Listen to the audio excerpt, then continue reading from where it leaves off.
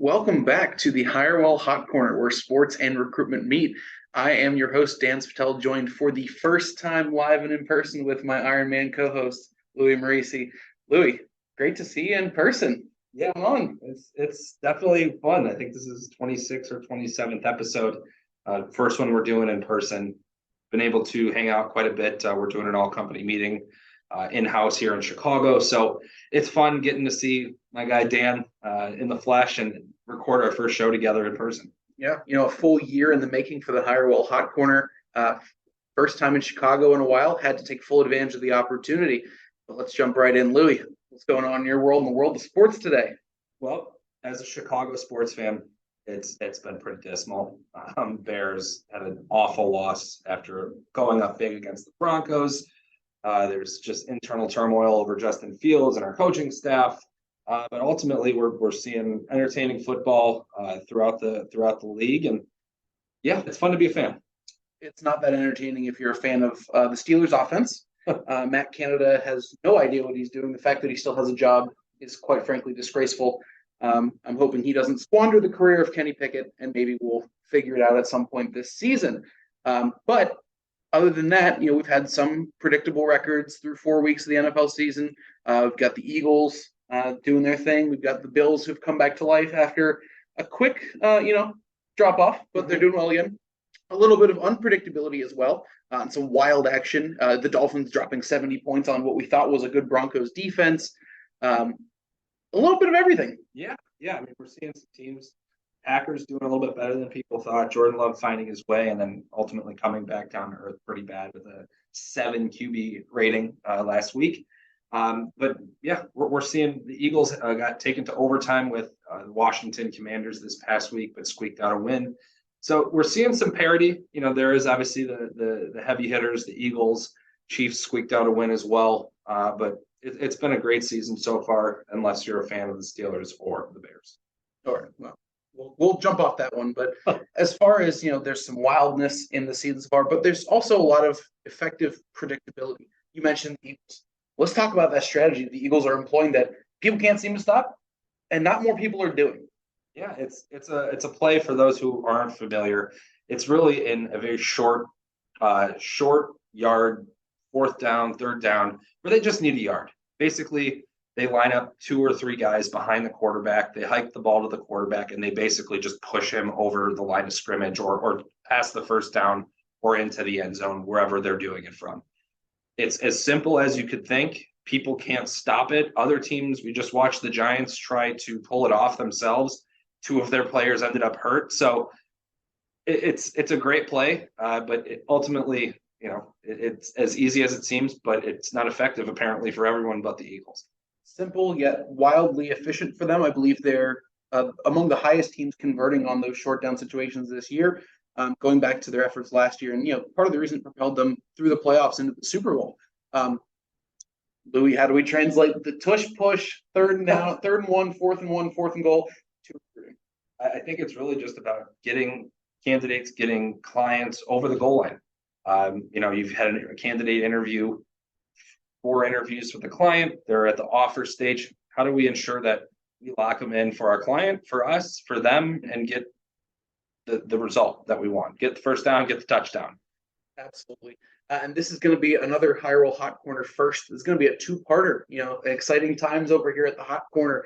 This episode is going to focus on, the candidate side, the offer stages, interviewing, getting them over the goal line, if you will. And part 2 of this episode will come more on the client side, looking at the business development, the sales end. So let's look at it from a candidate's perspective, talking through the interview process. What are some areas where someone might fall short of the goal line throughout the interview to an offer stage? If from final interview to offer, where could the fall off be? They could get other offers. They could have a change of heart. But ultimately, as a recruiter, one thing I stress is confirm. Close after every round. Check in. Hey, how did the first interview go? Oh, it was great for this, that, and the other thing. Great. If they were to make an offer, how do you feel about it? Is this something you can still see yourself doing? And just kind of get them answering those questions. So at the very end, if they do end up getting an offer, you're not blindsided. You're kind of confirming along the way. Maintaining consistent communication throughout the whole process keeps you from getting blindsided, keeps the candidate informed, typically gives you better opportunity to provide feedback to the client while we're doing it. We hear a lot about, common reasons why a candidate might not, might fall off before they get to the goal line, why a client might not see the results. One that I've seen a lot, and I know we've talked about before, is the interview process is just too long. And the problem with that is they're not moving quickly enough. There's too many steps. They're not being confident, the clients, in terms of making a decision on what might be a really strong candidate. And what happens is the fallout is people who are actively searching for jobs, people who need work, aren't going to wait around for you forever. No, and we're seeing that happen. The longer the interview process, the more likely, even if you like the candidate, they're going to have another offer on the table. And believe me, in a world where job security is hard to come by, they're going to take the sure thing, the offer that's on the table, and be much less willing to roll the dice on maybe a job they do want more. And they're not going to pass up a job offer just because there might be a better one. They want that security, they want that lock-in. So the longer it takes, you're running the risk of losing some great candidates. As much as you might be their top choice company, dream job, can't wait around forever, got to pay the bills, got to take care of the family, whatever that looks like. Another one that we hear a lot from the client side is the cliche of, we really like the candidate you offered, but we'd love to see more candidates. Can we see 3 to 5 more people before we make a decision? As a recruiter, that's a tough one to hear, especially when you feel very strongly about someone that you have presented and it seems that they are pretty set that person is a good fit. That is, I think, the worst thing you can do is always looking for the greener pasture, the grass is greener on the other side. If you interview someone that you like, that you think can do the job, don't wait around. I know that there is patience, there's all this doing due diligence. Now, if we've presented one candidate overall and it happens to be one that you really like, okay, maybe wanting to see more. But if we're on candidate 6, 7, 8, and you finally found someone that you've vetted through the process, do not wait around. I don't know this if it's accurate, but I'd say 90-95% of the time you're going to lose that candidate. Really agree with you on the whole, grass isn't always greener concept. You find someone you like, be confident. This might be the right fit for them, might be the right fit for you. You're taking a chance, taking a major risk by waiting, pushing them down the line, kind of kicking the can, hoping to find someone potentially better.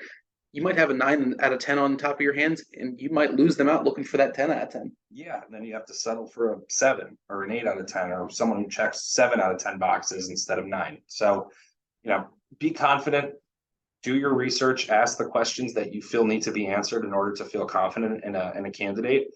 But don't second guess yourself. Don't wait around. Don't sit on your hands, because believe me, candidates, they're moving quick. Other companies are seeking talent, and you're competing with other companies for talent. So don't make the experience a negative one. Another common reason we see where the clients and the candidates just don't make it over the goal line is not prioritizing recruitment.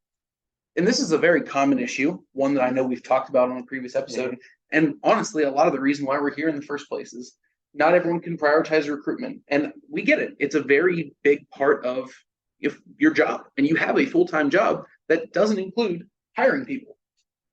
It's funny you should say that. A colleague of ours here at Hirewell, his name's Phil Muldoon. He told me recruiting is 100% of our job and a very small percentage of our client's job. So ultimately, that's probably why we were brought in the first place.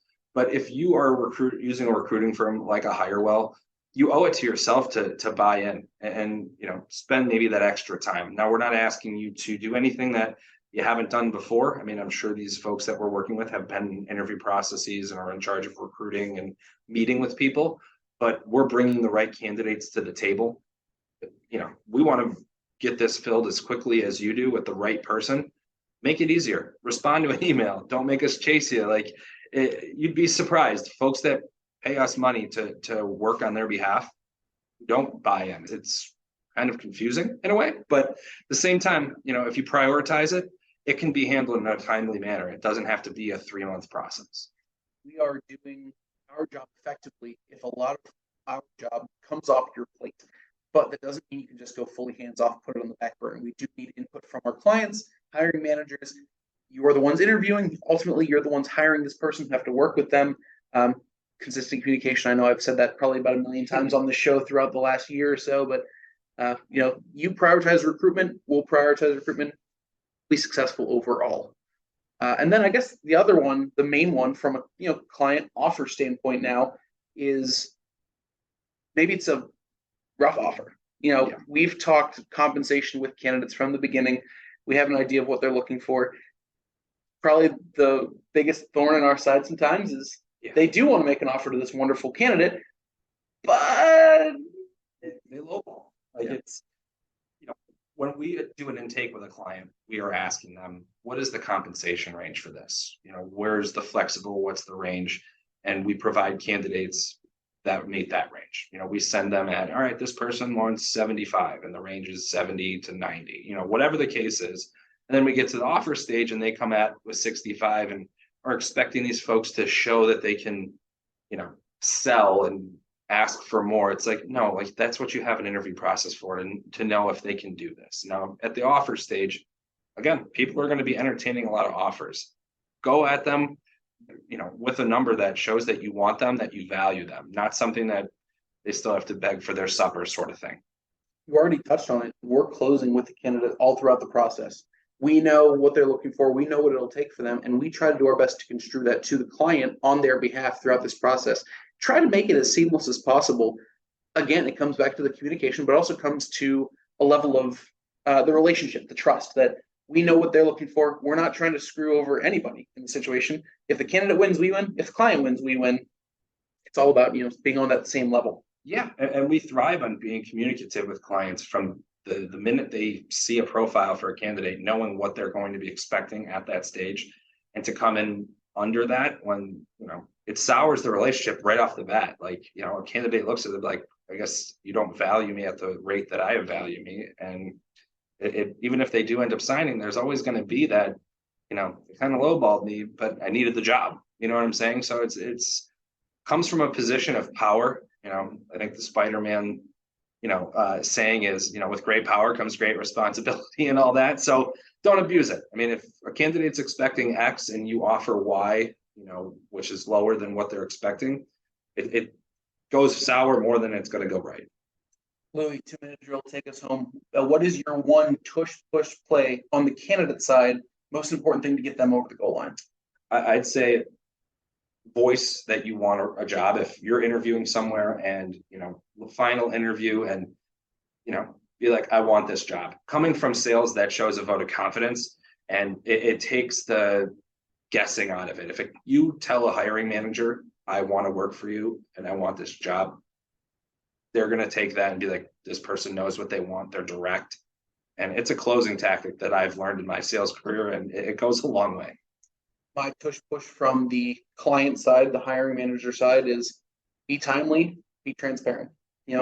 Maintain that level of communication with the candidates, with us throughout the process.